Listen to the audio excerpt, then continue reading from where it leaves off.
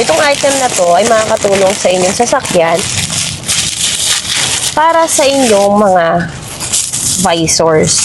So, pwede nating paglagyan ng mga cards, and pwede rin natin paglagyan ng mga resibo.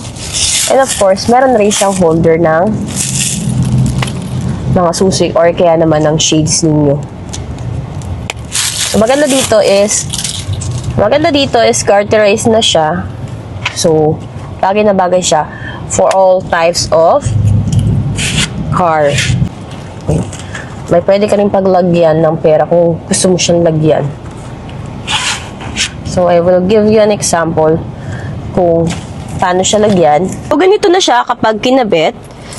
So, this is garterized na kung saan this is good for all types of car visor. So, lagayan ng cards. So, itong net na to, nilagyan ko siya ng Type-C charger. Sa taas naman niya ay meron pang lagay ng card. Pwedeng ilagay dito yung inyong mga driver's license or other cards, mga tickets.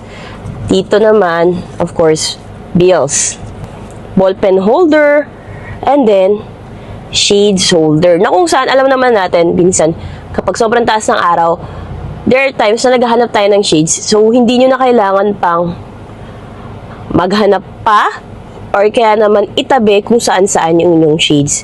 So, for this visor, siya nakangahawak at magtatabi nito. So, meron pa siyang secret pocket dyan.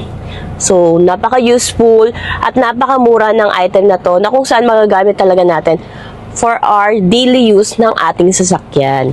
Diba? Napaka-essential niya. For those people na gusto ng ganitong item, you can check or visit my yellow basket.